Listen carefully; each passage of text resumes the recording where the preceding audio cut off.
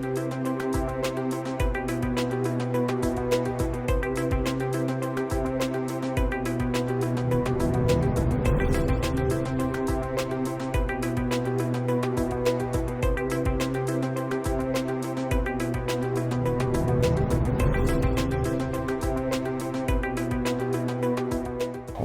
to the Knowledge Quest, your most favorite program.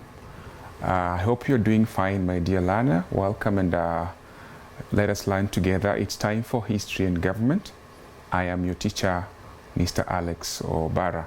I'll be taking you through our next topic, which is socio-economic and political organization of Kenyan societies as it highlighted in the screen. The first question which we'll want to ask ourselves is, before the coming of the colonial masters to Kenya, or before the coming of the Europeans to Kenya to colonize, what was the organization of Kenyan communities in as far as their socio-economic and political organization is concerned? What were the systems which were in place before the coming of the colonial masters? And before we look into details, I want to take you through very quickly to understand what is socio-economic and political organization, even before we go into the details of looking how Kenyan communities were organized. So I'll start by defining what social organization is. And social organization largely deals with the way human beings interact, the interaction of human beings in their given societies. And then economic organization is largely concerned with the way human beings made their livelihood or their living or their daily living. And political organization is largely concerned with the political structures or the authority or the power in the given community. And therefore we'll look into detail and see how these communities or the Kenyan communities in specific were organized in as far as those three aspects are concerned. And you can remember in our last lessons we discussed about the various language groups that are available in Kenya. Just to mention, but as we discussed, we have the Bantus, the Nilotes, and the Koshites, of course the Semites, plus other language groups. But in this case we shall majorly be focusing on the three major language groups in Kenya, and we'll take a few communities from those language groups. And therefore, I welcome you as we take a leap into details of the Bantu, the Nilotes, and the Koshites. And in our discussion, we'll majorly deal with the four communities among the Bantu, that is the Agi Koyu, the Meru, the Akamba, and the Abagusi. And then in the Nilotes, we will focus on the Luo, the Nandi, and the Maasai. And among the Koshites, we'll focus on the Borana and the Somali. So at the end of the lesson, you'll be able to understand what were the socio-political organization of these Kenyan communities before the coming of the colonial masters. And you realize that as the colonial masters came, the systems tended to change. They changed a little bit. But before that, what were the system? And in that case, I want us to start with the first community, which is the Agi Koyu. And as you understand, the Agi Koyu are a Bantu speaking community which are mainly found in Kenya. And in the central part of Kenya, that's where we specifically find the Agi Koyu community. And therefore now we go into detail and look at the social organization. We look at the social organization on how they are arranged socially. And in that case, we look at the family. The first aspect of the social organization, we say that the family was the smallest social unit. In other words, social interactions first started in the family, and therefore it went lower, which was followed by the clan. And you realize in the family, we had a structure, which we'll look into detail when we shall be discussing about the political organization. So the smallest social unit of the Agi Koyu was the family, which was later or below it followed by the clan. And then number two, you realize that among the Agi Koyu, the boys and girls were initiated at puberty. That is to refer that at the age whereby they were about to enter into adulthood, these young boys and girls were initiated. And then after initiation, they were allowed to join age set, which was also called Rika or Marika. And then after initiation, number 3, social organization number 3, after initiation, the boys and girls were considered mature enough to marry. And therefore it is clear that nobody was allowed to marry before they could undergo initiation. So after initiation, they could be allowed to marry, that is both boys and girls. That means that after they were initiated, they entered into a stage of maturity, which could allow them to make decisions in the family and therefore to enter into the marriage institution. Then number 4, the Agi Koyu also believed in the existence of one God, whom they called Ngai. So therefore, as you give out your explanation, remember to say that they had one God whom they called Ngai. They called their God Ngai in that case. And they also believed that their God dwelt in Mount Kirinyaga, also known as Mount Kenya, where they claim that they were created. When we looked at the origin of human beings, we discussed about the theories, and you remember we talked about the mythical theories which explain the origin of human beings. And therefore the Agi Koyu also have a myth or a theory which tends to explain that they were created in Mount Kenya or Kirinyaga, where they originated. So therefore Ngai, who was their God, dwelt in that mountain.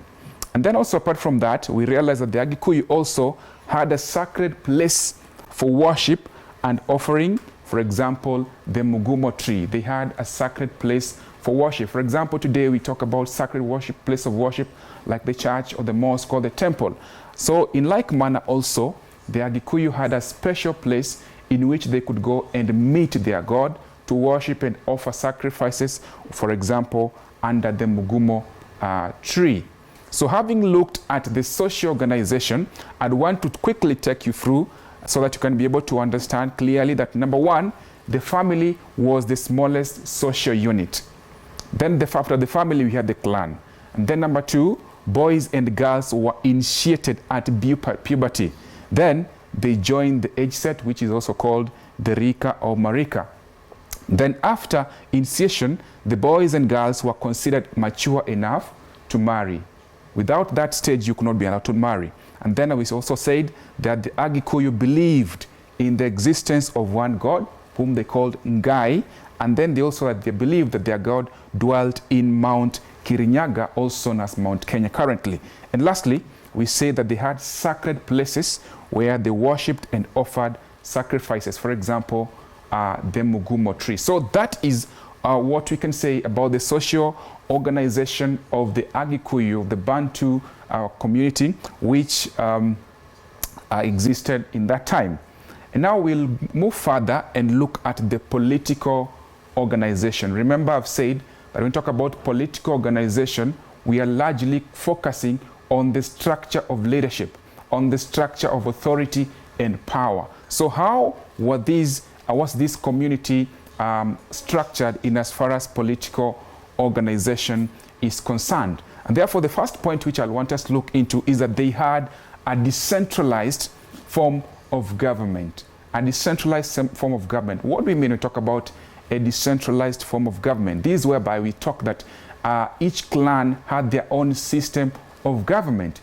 It was divided into various clans, whereby each clan had their own system of government and leadership.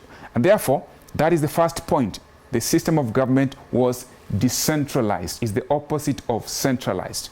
And then number 2, a man was the head of the family. So we also had the family having the man being the head, and then several families coming together, they formed a clan. So you realize that political system or political leadership begins in the family with the man being the head. And then after several families were brought together, they formed a clan. And therefore, number 3, you realize each clan was ruled by a council of elders. And these council of elders were referred to as the Kiama. All right? So each clan was ruled by a council of elders. And those council of elders were referred to as the Kiama. And then the senior elder, who was also referred to as Muramati, the senior elder, who was also referred to as Muramati, coordinated the activities of the clan of the Mbari. So he was the overall coordinator of the activities which were taking place in the various clans. So he was referred to as the Muramati, or the senior elder in common English. And then several elders who came together formed a higher council. So several elders could come together, and then they formed a higher council which was called Kiama Kia Adhamaki, which acted as a court of appeal. All right? So we say that we have the clan which was ruled by the council of elders, coordinated by a senior elder referred to as the Muramati, and then several elders coming together formed a higher council called Kiama Kia Adhamaki, which acted as a court of appeal. And then you realize also that it administered justice. All right, so in case there was a problem in as far as administration of justice is concerned, it was the work of the Kiama Kia Adhamaki to administer justice. It also presided over religious functions, all right, like sacrifices, offering sacrifices to their gods, and taking part in initiation ceremony. So sometimes you can be asked to explain the functions of the council of elders among the Agi Koyu. So it's clear, number one, that they formed a Kiama Kia Adhamaki, which was a court of appeal. And then number two, they administered justice, and they also presided over religious functions, and also they took part in initiation ceremonies whereby young people were initiated at puberty. And then number six, you realize that they also had the age-set system. They had the age-set system which provided warriors. These were young people who had been initiated, young boys who had been initiated. So after initiation, they were allowed to get into the age-set system. So this age-set system provided warriors who defended the community from external attacks, and therefore ensured political stability. It is sure that we also had, at that time, we had wrangles between one community and another, all right? And therefore it was the role of the age-set system to go and protect the community and therefore bring about political stability. Further, after looking at the political organization, I'd want us now to quickly look at the economic organization. Remember, we said economic organization has to do with the way of making the daily living, their livelihood.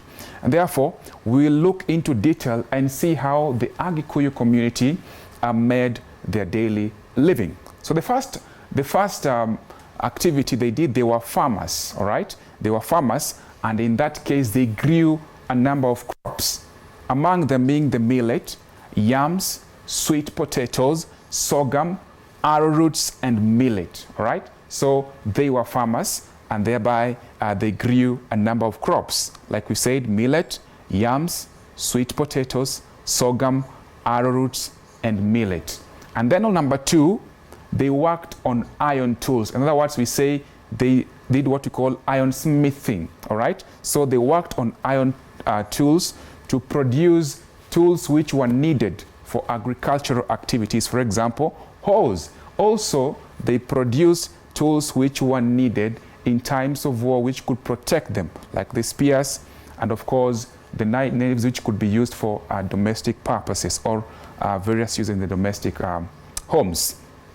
And then also, apart from being iron smithers, they also kept cattle, all right? That is livestock keepers. They kept animals like cattle, sheep, and goats. And of course, you realize that the sheep, the goat, and cattle provide, number one, meat, which was used as food. Number two, they provide milk, all right? They also could be able to carry out trade, exchange. We'll look into that. They were able to exchange the sheep and the goats for what they never had. Then number four, they also carried out another activity, which is trade, all right? They carried out trade with their neighbors, that is their Kamba, all right, for implements, for livestock, and they also had the Maasai, with whom they exchanged grains and iron. And of course, they also got clothes from their Kamba. They also traded among themselves. So there was also that local trade which took place among themselves. Okay. Then the last one you look here is that they hunted and gathered to supplement their food. So very quickly, dear learners, you will hear the economic organization. Number one, they were farmers. Okay, they were farmers. That is, they grew various kind of crops which are quoted there: the millet, the yams, sweet potatoes, sorghum, arrowroots, and millet. And then number two, we said they carried out iron smithing. That is, they worked on iron tools to produce hoes, spears, and knives. Then number three, they kept cattle, all right, sheep, and goats. The number four, we've said they traded with their neighboring communities. For example, the Akamba and the Maasai, all right? And instead, they exchanged the grains which they had and iron, implements for livestock products from among the Maasai, and clothes from among the Akamba, all right? And we said also they traded among themselves. And then lastly, we said they also carried out hunting and gathering. That is, going to hunt and to look for animals, and of course to look for fruits to supplement their food in that case. Okay, so that is what we can say about the economic organization of the Agi Koyu. So going further, we look at the next community. We look at this next community, which is the Meru. But before that, just a very quick recap of what we've done so far. We've looked at the social organization of the Agi Koyu. We've looked at the economic organization, the political organization of the Agi Koyu, and we have looked at the economic organization of the Agi Koyu. So that is basically how this community was organized before the coming of the colonial masters. So the next community which we look into is the Meru. The Meru. The next community is the Meru. Also, the Meru is a group among the Bantu speakers in Kenya, and this is their social organization. The first one is that the Meru existed. There existed various councils from that of children. All right, this is an interesting community because it had a lot of councils. That is, from among the children, there was a council to the Supreme Council, also referred to as the Jurin Cheke, which assured highest moral standards in the Meru community. That means that from the children to the youth, to the women, to the elders, we had councils. So they range from the children to the elders. And this was meant to ensure that we had highest moral standards among the Meru community. And then the Jurin Cheke, which is also known as the Council of Elders, the Supreme Council of Elders, they're the ones who set the moral code, which was adhered by all members of the community. That means that this community had moral codes which were supposed to be followed, all right, in as far as life is concerned, in as far as their daily life is concerned. They had moral codes which were supposed to be followed, and anybody who broke this moral code was to face some punishment. Therefore, the Jurin Cheke is the one which set these moral code. And then number three, you realize among the Meru, marriage was exogamous. Exogamous means that they were not allowed to marry from within their clan. So each community, this community, people were not allowed to marry from the same clan. So if you have to marry, or you reached at the right age of marriage, then it meant that you have to go out of your clan and look for somebody outside the clan to marry. So marriage was exogamous. And then number four, the families lived in villages. The families lived in villages, and these villages were headed by village elders, all right? So the families, several families came together, of course, formed a village or a clan, and those families, those villages were headed by village elders. Then number five, the Meru, also very important to note, is that they practiced circumcision. They practiced circumcision for both boys and girls. For both boys and girls. So in girls, we call it clitoridectomy for girls, and among the boys we had circumcision. They had circumcision. And then also, number 6, they believed in existence of God, all right, spirits, and life after death. Okay, so the coming or the idea of God is not a foreign idea among the Africans, because you can see among the Agi Koyu, they believed in the existence of God, and also in this case also we are having the Meru who believed in the existence of God. They believed in the existence of spirits, and also they believed in life after death. In other words, they believed that if somebody died, at some point that person also could come back to life. Then number 7, there was division of labor for men, okay, and men were supposed to defend the community from external conflicts, and the women built the houses. That is referred to as socialization. Each gender being given a role. So the men in this case, they were supposed to defend their community from any form of external aggression or conflicts. All right? So it is the work of men in that case to provide security to the families. And then women were given a role of building houses. They were given a role of building houses. And then number 8, education was a lifelong process for girls and boys. In other words, there was no point in time that you will say somebody ceased to learn. So learning was a continuous process or a lifelong process. So each day was a learning day. So basically that is the comprehensive social organization of the Meru community, who are the Bantu speaking, or among the Bantu speaking people. So the first one we said, there existed various councils from the children all the way up to the Council of Elders, or the Supreme Council referred to as the Enduring Cheke. And then we had number 2, the Enduring Cheke, or the Supreme Council of Elders. They set the moral code which was to be adhered to by all members of the community. Okay. Then number 3, we said marriage was exogamous. That is to mean one was not allowed to marry from within the community. Then number 4, we said families lived in villages, and those villages were led by or headed by a village elder. Number 5, we've said they practiced circumcision, and in this case circumcision was for both boys and girls.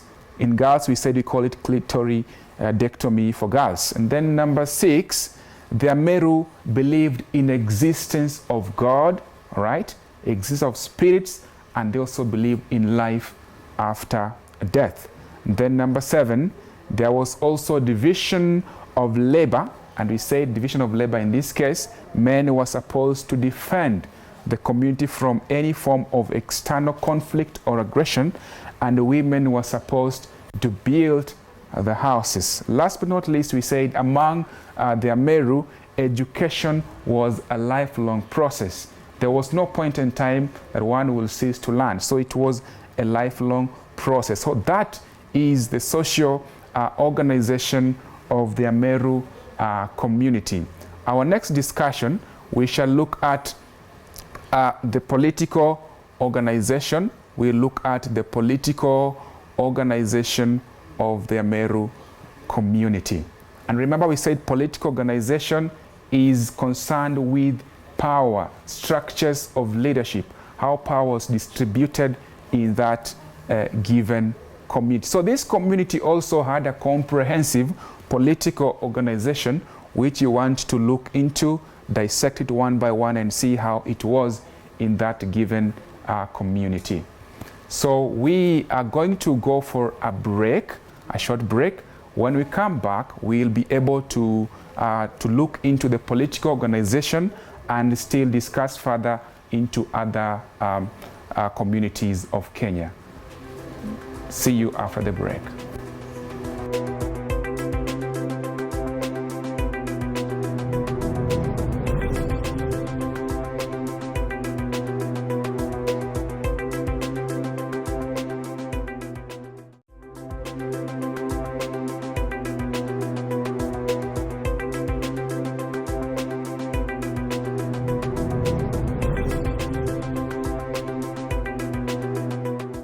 Welcome back again to the Knowledge Quest, History and Government Time. We are still on discussing about the social, political and economic organization of Kenyan communities in the 19th century.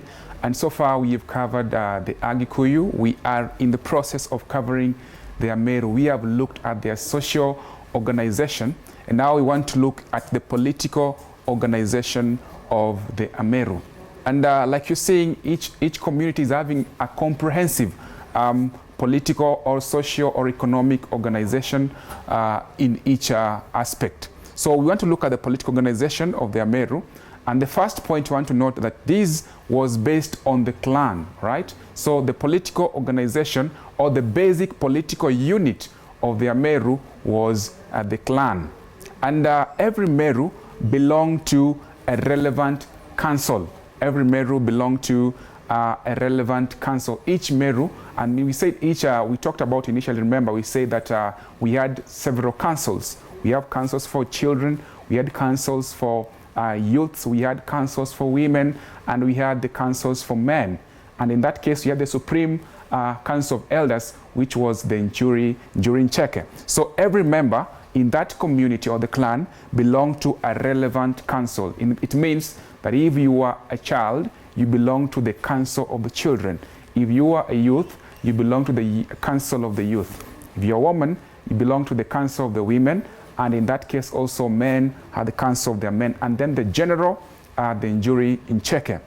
And then the councils, each council had responsibility which they carried out. So the responsibility of councils included, number one, it included settling disputes, all right? Settling disputes or disagreements which rose in the community. So in the case there's a disagreement, the councils were supposed to settle those disputes. Number two, they presided over religious ceremonies. They presided over religious ceremonies. For example, if it was about, offering sacrifices, it was up to the council of elders or the councils to preside over those ceremonies. Then you also have officiating over functions like initiation. So if the young men or women were to be initiated into adulthood, it was carried out through initiation, like we said, and it was for both boys and girls. So the council of elders or the councils initiated over those functions.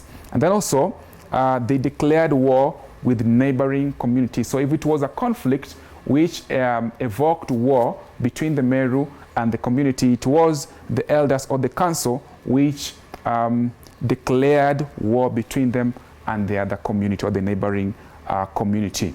And then number four, political organization number four, they had an age-set system. Remember, after initiation of the young people, they were put into age-set system. So therefore, the age-set system provided warriors, and those warriors defended the community from external aggression. And that is a political organization because after defending the community, it will bring about political stability in their community. Therefore, it was also another political organization. And then lastly, religious leaders influenced the political administration of their Meru, all right? The religious leaders influenced the political administration of their Meru. In other words, the advice of the religious leaders was seriously taken, all right? So they could influence how the administration of that given community could be carried out. So basically, that is the political organization of the Meru. So further, we look now into the economic organization. Economic organization is to mean how they made their livelihood, the activities which they did, or how they were organized in as far as their economic aspect is concerned. So the first aspect we see is that the Meru were farmers. They were farmers, and therefore, being farmers, they cultivated crops like millet, peas, we have black beans and miraa, all right? So these were among the crops which the Meru largely produced, or they did as their economic activity. Then number two, they also carried out iron smithing. That is to mean they made tools such as spears and knives, all right? They made tools such as spears and knives, which in some cases we realized that they could exchange. And in this case, of course, you remember in our previous discussions, we discussed about the form of trade which was carried out. They carried out what we call barter trade, exchanging goods for goods. And then also number 4 there, we had they traded with their neighbors. That is, they gave out what they had in exchange of what they did not have, all right? And we say the mode of trade was barter trade, exchanging goods for goods. Lastly, but not least, they also engaged in crafts like basketry and pottery. Basketry, this is the art of making baskets, and pottery is the art of making pots. So they could make this, and of course they could be able to exchange them for other commodities which they never had. So that is the economic organization of the Meru community in the 19th century.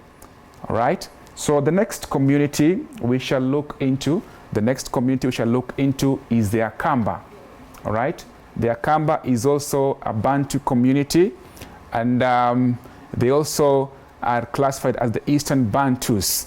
So the social organization of the Bantu, social organization, like we said, is as far as their interactions, their living, the activities that they do in that community is concerned. So we look into this case and see how the Akamba was socially organized. So number 1, the Akamba people were organized into clans. So the basic social organization of the Akamba were the clans, and members of the same clan were not to marry, were not allowed to marry. That is to mean marriage was exogamous in nature. Like we said, exogamous means that you are not allowed to marry from the same community. And then number 2, the Akamba boys and girls were circumcised before reaching puberty. So in this case, also note that circumcision is for both boys and girls, okay? Of course, there are some communities where circumcision was only for boys. But in this case, the Akamba, circumcision was for boys and girls, and they were circumcised before reaching puberty. So it was like ushering you into a stage of puberty or maturity. And then the Akamba also believed in a god or creator that they refer to as Ngai or Mulungu, all right? They believed in the existence of a supernatural being who was a creator god that they refer to as Ngai or Mulungu. Then further still, they prayed to Ngai or to Mulungu through ancestral spirits, okay? So, like also I said initially, the aspect of God is not a foreign aspect. It was something which was deeply embedded in the African communities. So they believed in the existence of a supernatural creator or God, whom they called Ngai or Mulungu, and they prayed to the same God through ancestral spirits. And then further, another point is that they also had ritual experts. They had ritual experts, that is, the medicine people. So in case people were sick in that community, they could seek, healing from these ritual experts who could take them through some rituals for them to be healed. So these were referred to as the medicine people. And then another social aspect is that they had shrines, all right, which existed for offering sacrifices. And these sacrifices were mainly made by the elders.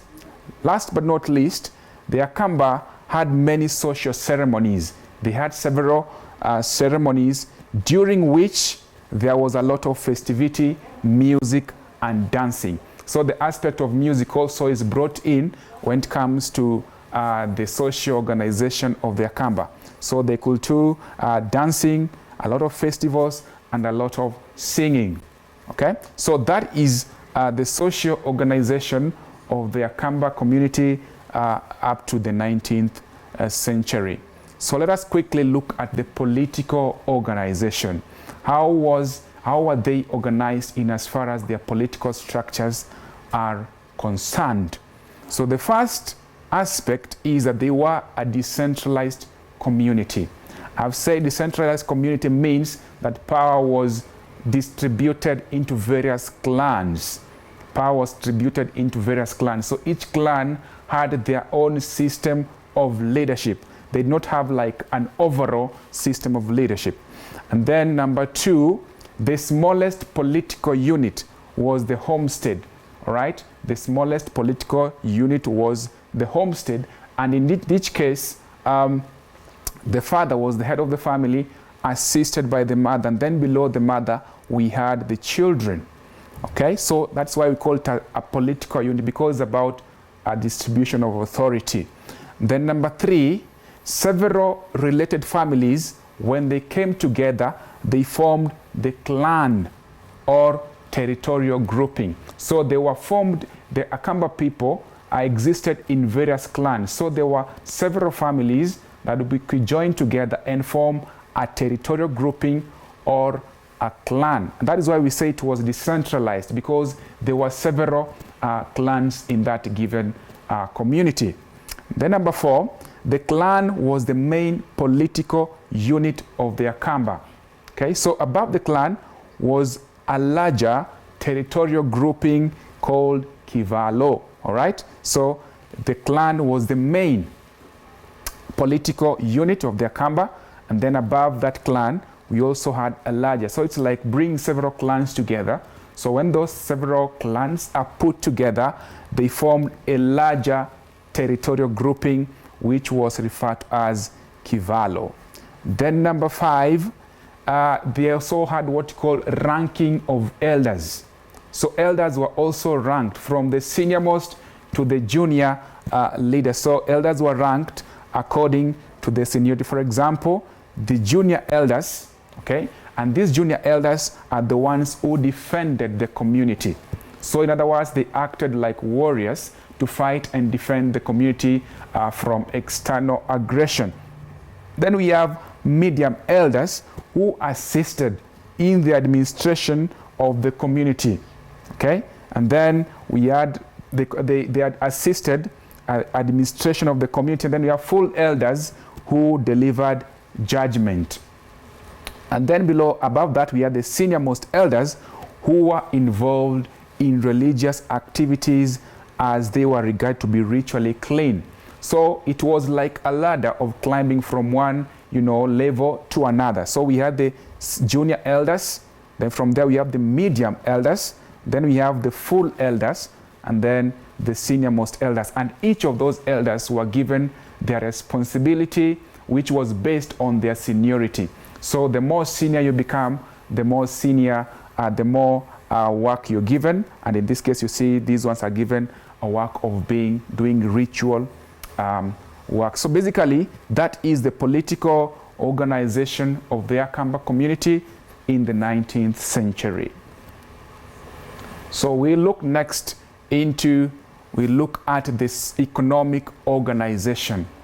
Economic organization. And in economic organization, we are discussing and looking on how they made their daily bread, how they made their livelihood, how they were able to survive in that period. So the first point in their political organization is they practiced farming along the river banks. You can remember in our previous discussion we said that the Cumberland was not a very fertile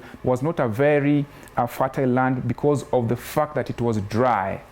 All right. So they also found out a way in which they could be able to make good use of their skills in farming, and therefore they carried out farming along the river banks where there was availability of water for the purposes of farming and irrigating their crops.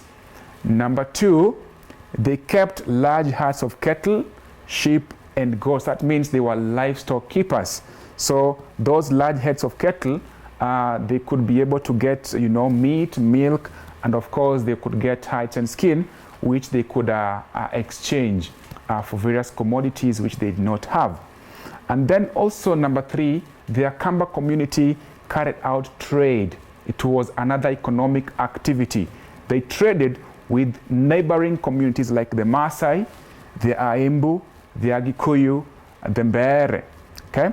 And in most cases, you remember that these Kikuyu, the Akamba, they acted as middlemen between the coastal communities and those in the interior. When you're looking at the coastal trade earlier, looking at the long distance trade, the Akamba were middlemen. They were the one who connected traders from the interior and traders to the coast of Kenya. So that is an aspect also which contributed their economic organization. Then number 5, the Akamba also was skilled in crafts. That is, the men would make wooden digging sticks. All right, they could make wooden digging sticks. They could make bows.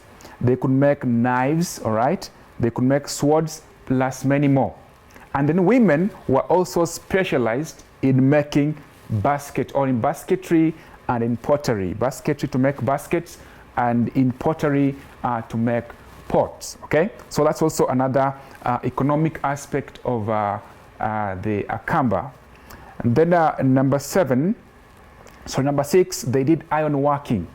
So if you're keen enough, you realize that iron working is a common aspect among the Bantu community. So they did iron working, and they made spears, swords, cowbells, and arrowheads. Cowbells are the ones which are hung around the animals when they are grazing, so it can be easy to trace them in case they get lost or stolen. And then number 7, they also carried out hunting and gathering, hunting animals and gathering fruits, and also honey, which was meant to supplement their daily diet.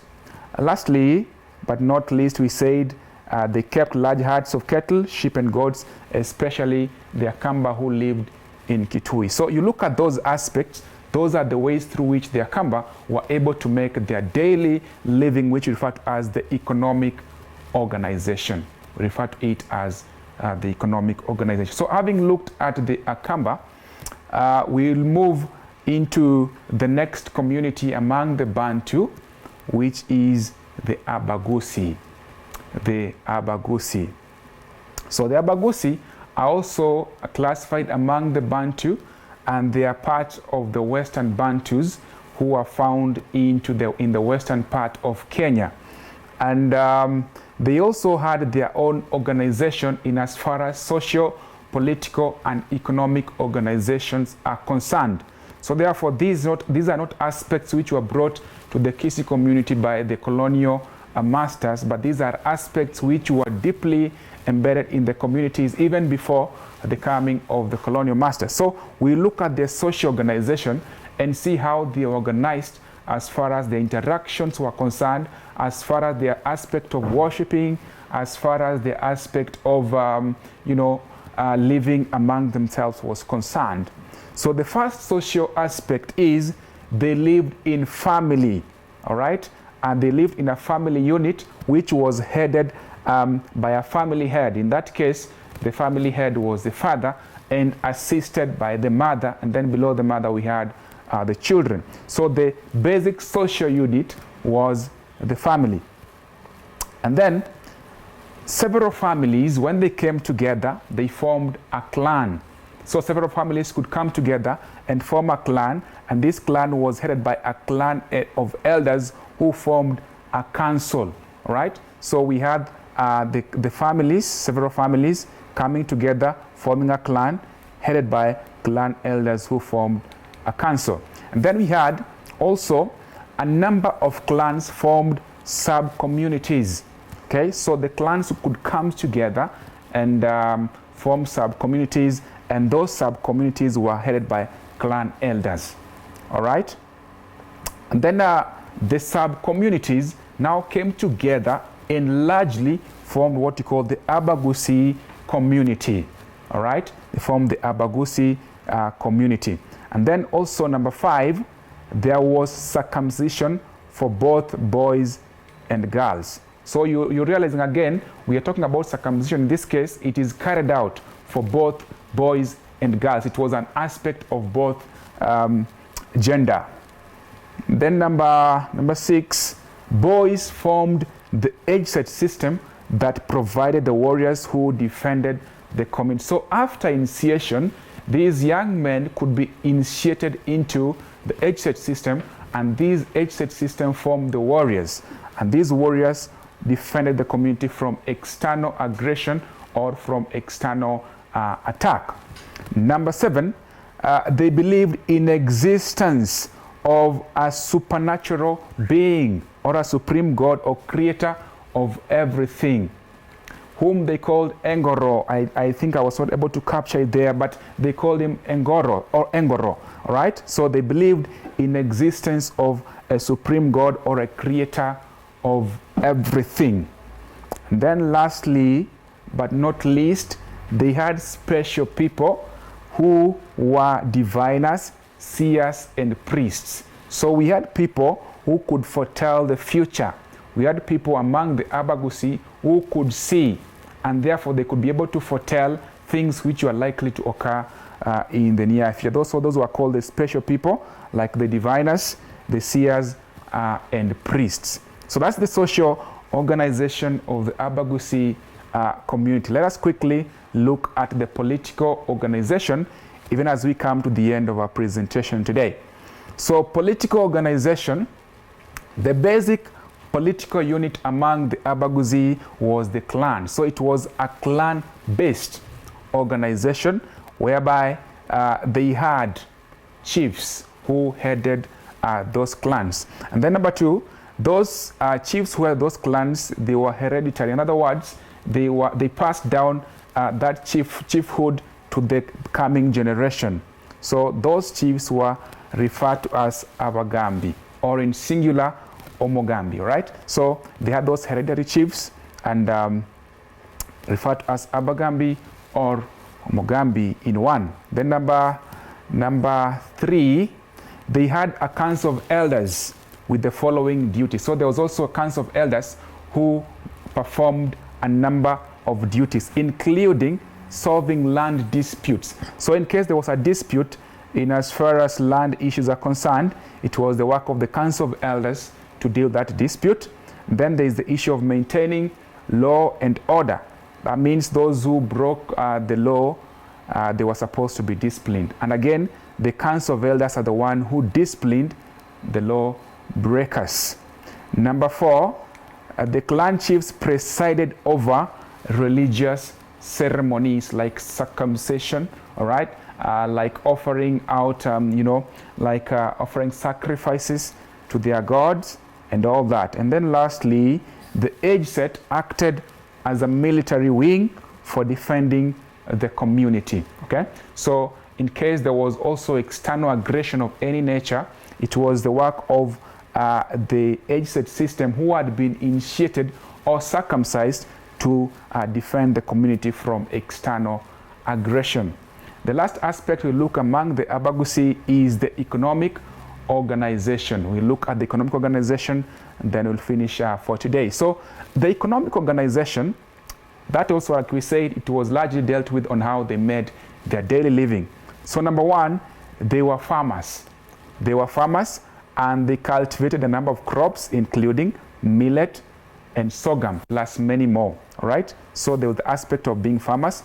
Number 2, they were livestock keepers. They kept livestock. For example, cattle, sheep, and goats. Like we said, from these animals, they could get meat, milk, and hides and skins. They are also iron workers, right? They made a number of tools like the spears, arrows, knives, which were used for defense and for domestic purposes. And then they also raided their neighbors. So raiding is also an aspect which has been introduced, like, going and attacking the neighboring community and then taking what they had. It was an economic activity. So they raided their neighbors like the Maasai and the Kipsigis, who also retaliated by raiding their cattle. So it was an economic activity that each community could raid from the neighboring community. And then number 5, the Abagusi traded with their neighbors, all right? For example, the Luo, they gave them grains and iron tools, and in return, the Luo could give them fish, baskets, pots, and other items which the Abagusi could not produce. Last but not least, they hunted animals. In other words, they were hunters and gatherers, and they could hunt animals and gather fruits, which were supposed to supplement their food. So that marks the end of the socio-political, socio-economic organization of the Abagusi, and by and large, the socio-political and economic organization of the Bantu community. So as you can see, largely these organizations are not so different. They are almost similar. They cut across each community. So that marks the end of our lesson today. Thanks for attending. See you in our next discussion, where we shall be basing now on the Nilotes and their organization in as far as socio-economic and political organization is concerned. See you then.